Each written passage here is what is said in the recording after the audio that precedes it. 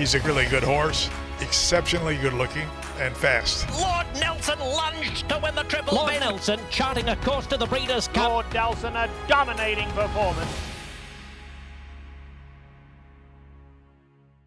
Hi everybody, Dan Illman, Mike Beer for Weekend Wrap, taking a look back at the Grade 1 Breeders' Cup Juvenile. Our coverage is presented by Malibu Moon at Spendthrift Farm, and this race, Mike, was supposed to be a coronation for Bolt d'Oro, sent off the odds-on favorite off of his very impressive and very fast win in the front-runner stakes. Now keep an eye on Bolt d'Oro as they break from the gate, the number 11.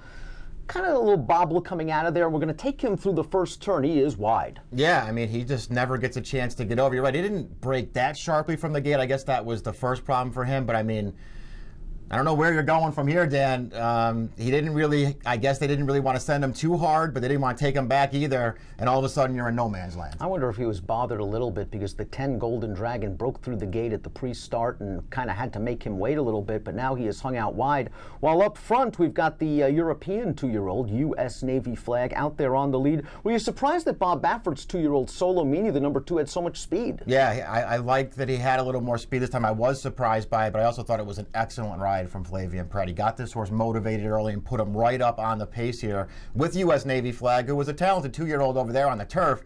He is not a dirt horse, obviously, and probably doesn't really want to go this far. He's exhausted in the stretch. This was a really good ride. I thought a nice performance from Solomini. Speaking of a really good ride, that's exactly what Jose Ortiz gave Good Magic. He broke sweetly. He settled into a nice tracking spot, and you're going to see right now, for a brief instant, it looks like he is on hold, but Jose is very patient. He's going to wait for Solomini to put away U.S. Navy flag. He's going to get the toe. He's going to ease out Good Magic, and he's just better on this day. Yeah, just a perfect trip for this horse. You point out, tracking him behind the entire way, followed Solomini and let that horse pull him into the race off the quarter pole, and now he's in the race right here. I mean, you look like this might turn into a little bit of a stretch battle between these two, Dan, and you know what? It's not. This horse is way the best in here. Look at him just run right by Solomini here. He's gone through the final eighth of a mile. This horse really upped his game on Saturday. Bolt d'Oro giving his all on the outside after losing all of that ground, closing in, but fails to rest second away from Solomini. And Good Magic, what a way to win your maiden. Yeah. In the Breeders' Cup Juvenile at 11-1 for Chad Brown. He returns $25 to win.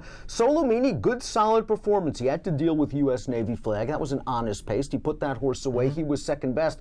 I still think this horse might have the best long-term prospect of any horse we've seen this year at 2. He certainly does have a ton of upside for a very good trainer, and he does just he just feels like one of those 2-year-olds who probably just wants more and more distance. I think that's a good thing, and it was nice to see him show a little more positional speed in this race too. I mean, he did just about everything right here.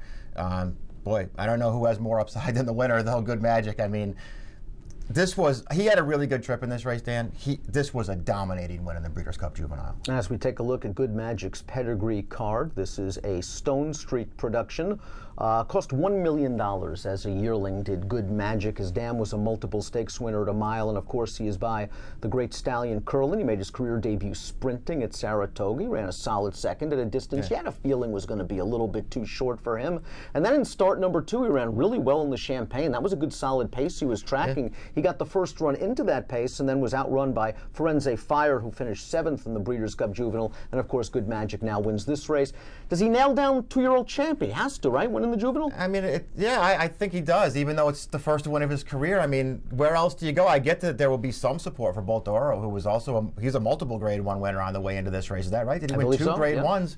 But I mean, you know, these horses now, they're so lightly raced now as 2-year-olds. It's not like you can be afforded, you know, an excuse and to make a mistake in a big race like this, because he didn't race enough before that for me to, you know, just stick with him for the Eclipse. This horse was a dominant winner of the biggest race, and I think he probably gets the vote. Earns a 100 buyer speed figure, does Good Magic for the Breeders' Cup Juvenile. He will now winter in Florida for Chad Brown and prepare for the Spring Classics down at Gulfstream Park. I don't really think Bolt d'Oro lost that much in defeat.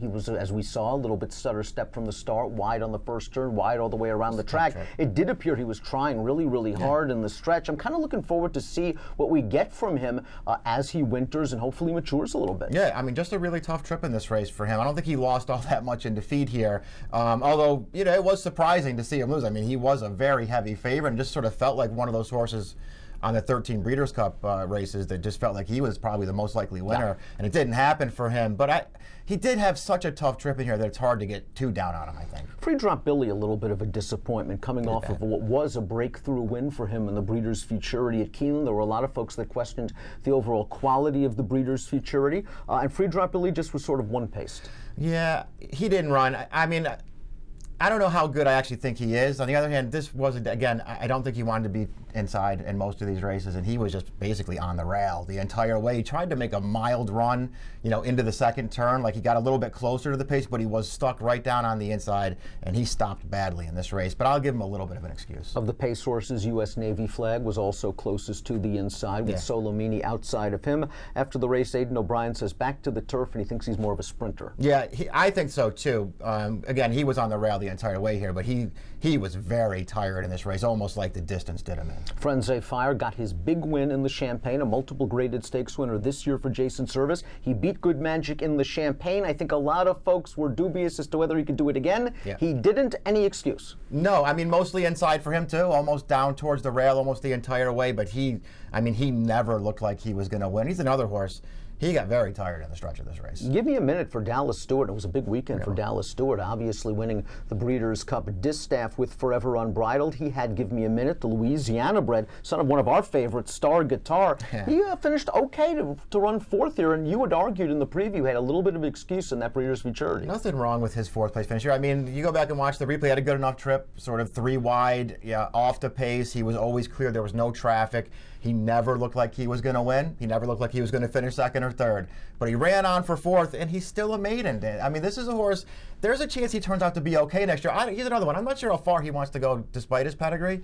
This horse is okay. What about Hollywood Star, who just lagged far, far behind in the early portion of this race, and he tried to come with a late run, but he was too far behind. He might have been a little overmatched as well. He might have been a little overmatched, but I think he got too far out of it. He was racing on pretty gamely at the end of this race, although getting by a bunch of tired horses. I think the tabulator needs shorter distances. I think he has some ability. He does have a good amount of speed. This was kind of the first main test for him. I don't think he failed the test. I just think a mile and a 16th might eventually prove to be too far for him. I like it at 7 at a mile. I think this was too tough for him over this distance, for sure. I mean, I don't really think he wants to go this far. These horses are probably a little better than him, but he didn't embarrass himself in this race. Good Magic gets it done in the Breeders' Cup Juvenile, a 100-buyer speed figure for Chad Brown and Jose Ortiz, and now he goes off to Florida for the winner as he prepares for next year's Kentucky Derby.